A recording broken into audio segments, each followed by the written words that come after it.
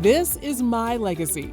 In this week's bonus drop, Jillian Turecki, the relationship coach millions turn to when love gets hard, opens up about how her most painful beginning shaped her life's work, helping others heal their past, break old patterns, and open their hearts to real connection. Joined by her close friend and yoga guru, Nikki Costello, she shares her most hard-won wisdom. Let's jump in. Okay, Jillian, we're going to go way back to the beginning, if you don't mind. Okay. So to really understand you, of course, your father was the famed child psychiatrist, Dr. Stanley Turecki, who wrote the book, The Difficult Child. And if I may say, it was, of course, based on you. And you've been very open and brave talking about the emotional volatility in your childhood, the chaotic reality. So when you look at your early relationships, how did your childhood shape those early relationships? That's a big question.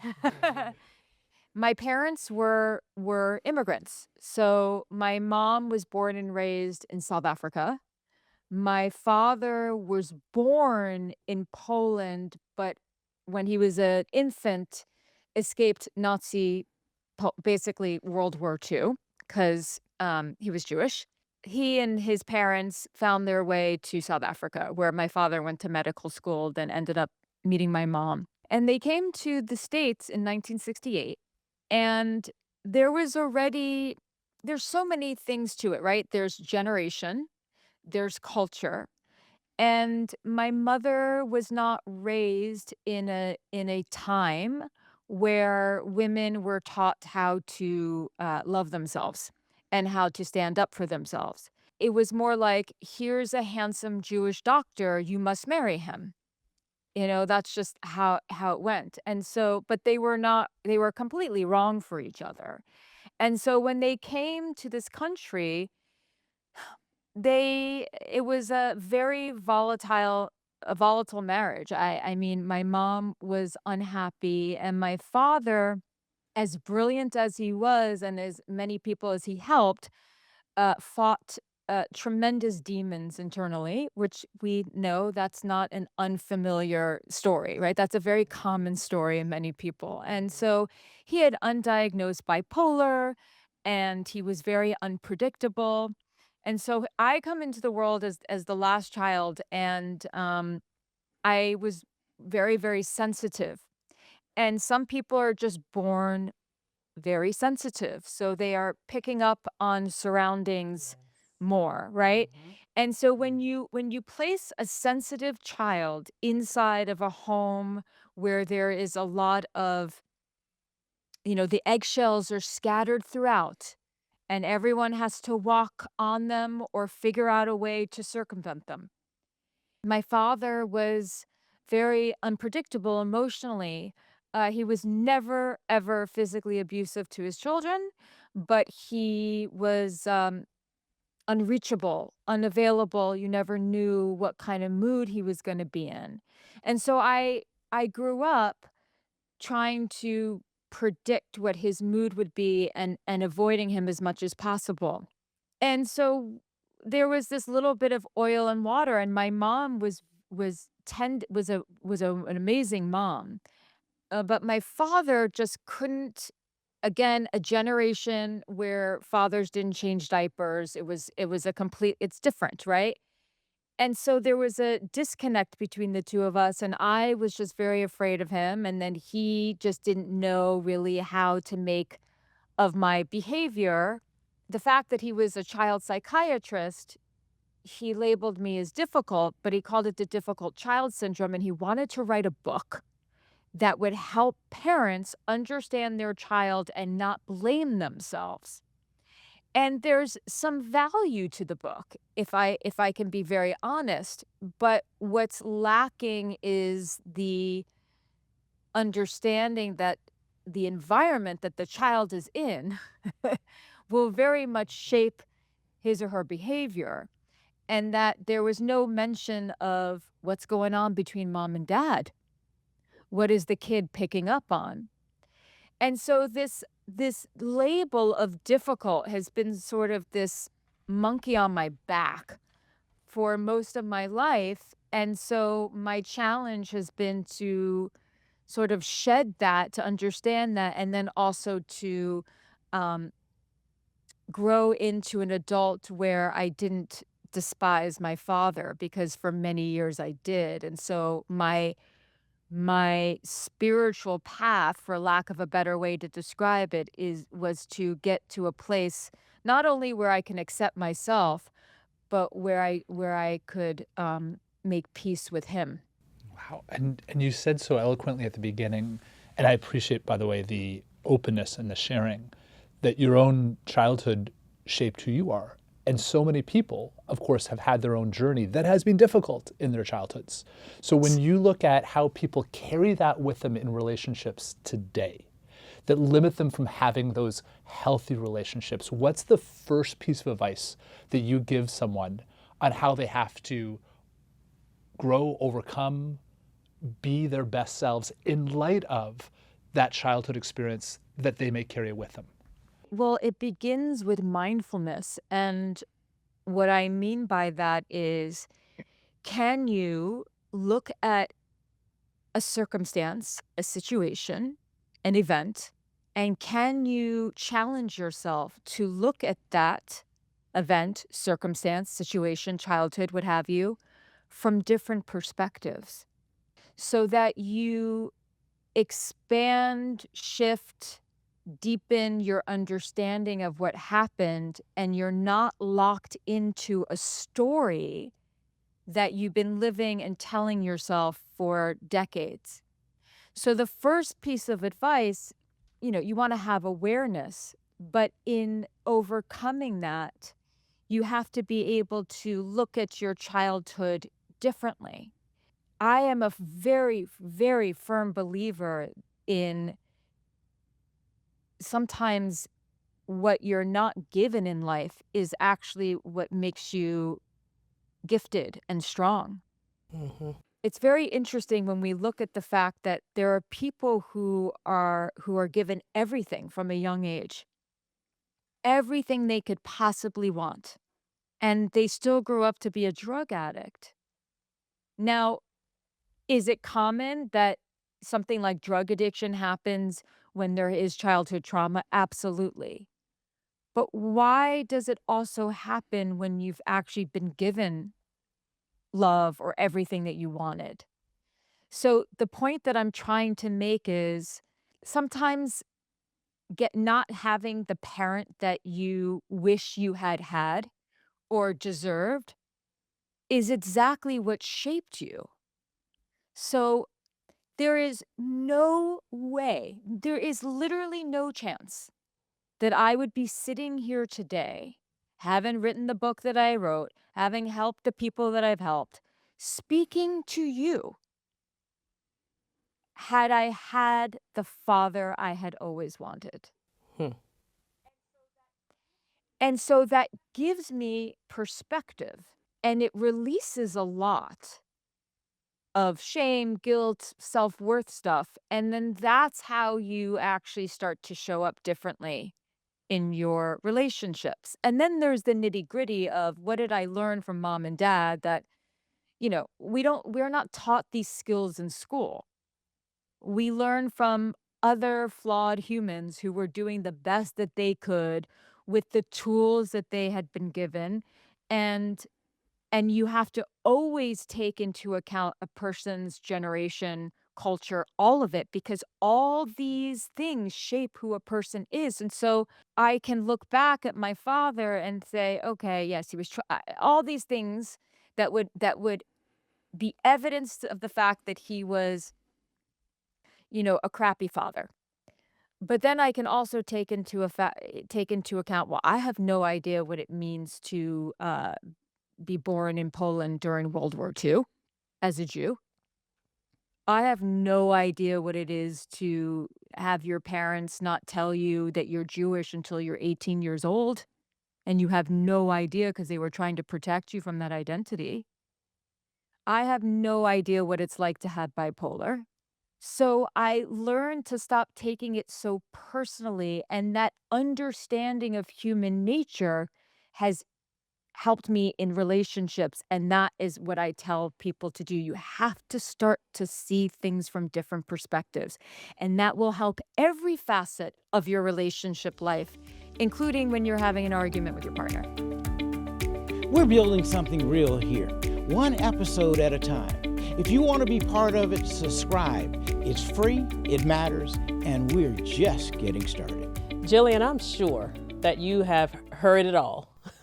People coming up to you in the airport or wherever, and or sending in through social media, their stories of either your advice helping them find love or helping them find the strength to leave a bad relationship. Mm-hmm. Is there one particular story that has really, really stuck with you? I learned a lot about human behavior from all the people I've worked with. And there's one in particular, since this conversation has sort of taken the shape of it begins with us, right? Like it's how we feel about ourselves.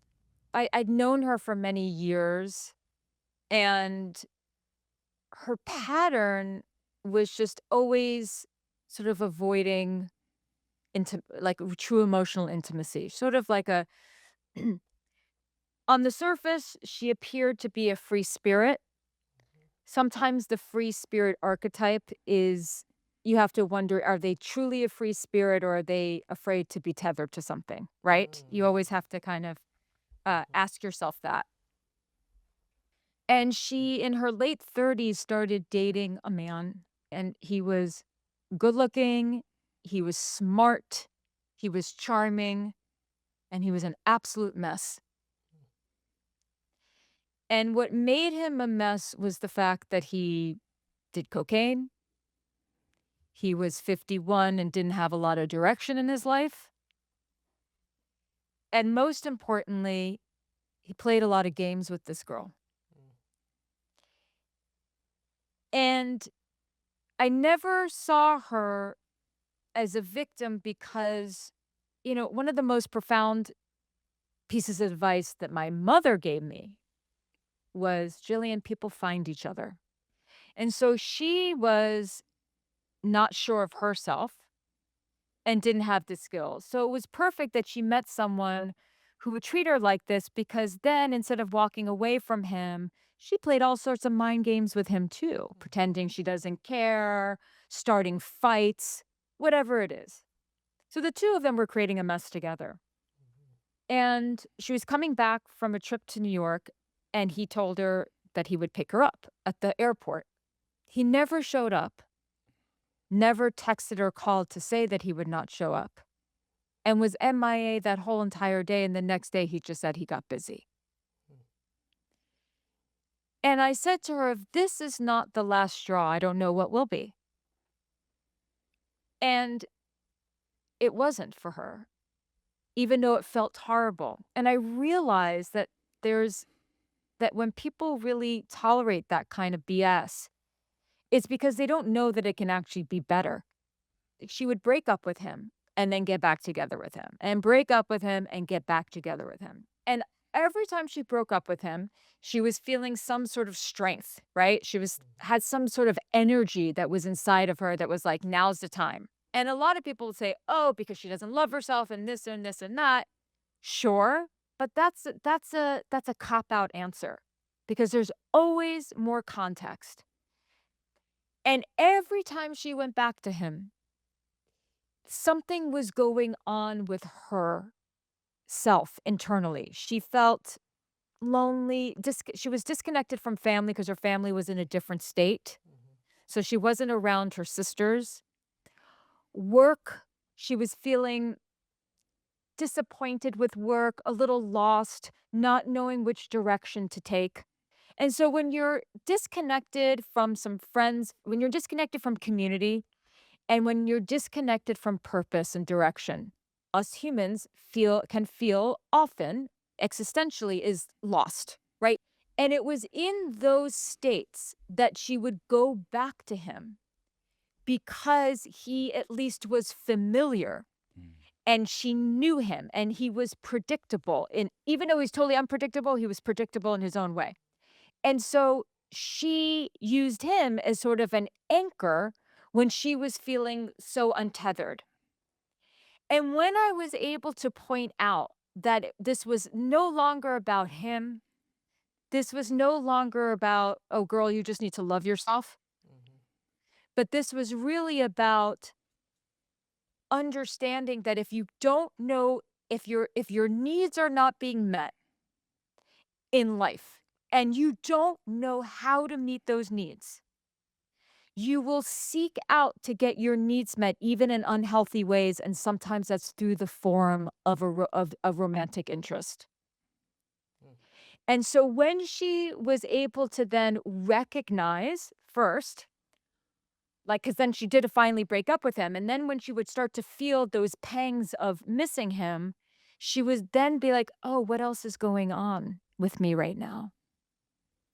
And that's how she started to slowly break the pattern. Mm. And and that taught me a lot, because when it comes to helping others, you have to always understand context and where they are at in their relationship with themselves. That goes beyond what mommy and daddy did or didn't do, even though that absolutely plays a role. It's not the only thing that plays a role. And since we can't go back in time and change our childhood, helping people change in real time is to see the larger context. Jillian, in hearing you speak, this story was one of the most profound experiences in this whole conversation, because I felt it was like human paint thinner as you took us deeper and deeper and deeper in understanding until she could appreciate what the need was, that idea of connection, that idea of purpose. She could never truly understand why she was returning to him in that way. And you approach this human development from this incredible angle of what is that fundamental human need and understanding that human need. I'm going to then mirror that with Nikki. You approach it from almost a physical, spiritual perspective. Like, you have spent time with the Dalai Lama, and you bring people on Tibetan Buddhist retreats at monasteries. And so if you look at the other side of that equation, what have been some of the most profound transformations that you've seen in students? And what are the lessons that can apply either in your life or candidly to our listeners' and viewers' lives?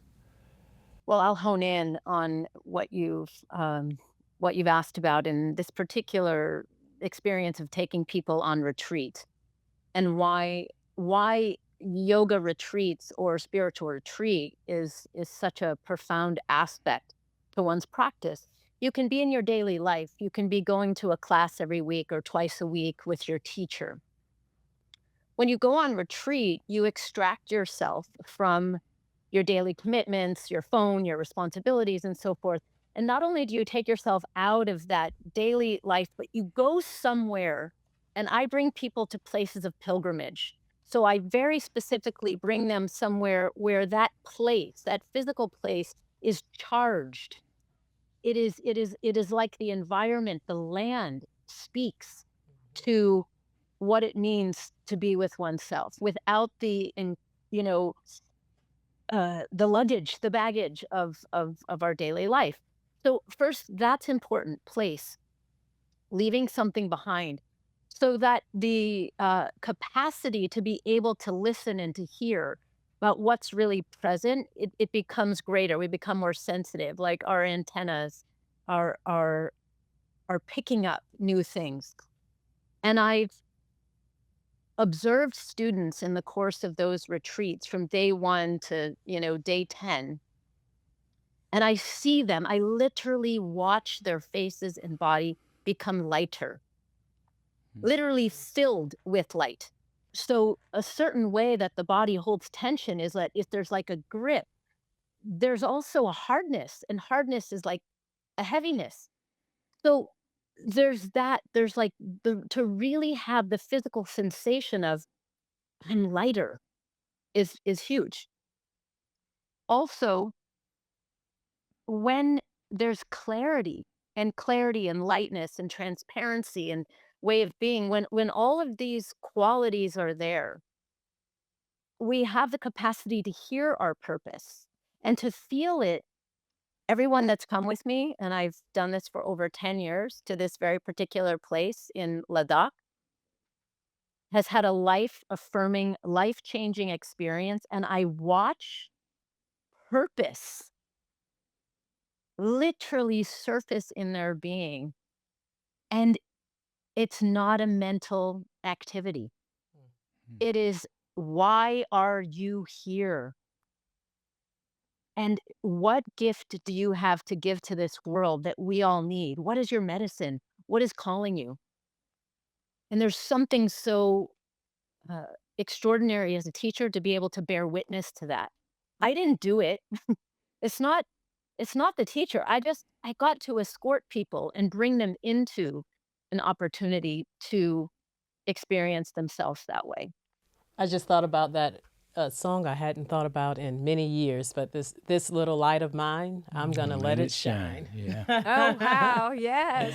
That's yeah. So that seems like that's exactly when that light turns on in any of us. Thank you for joining us. New episodes drop every Tuesday with bonus content every Thursday. Don't forget to subscribe so you never miss a moment.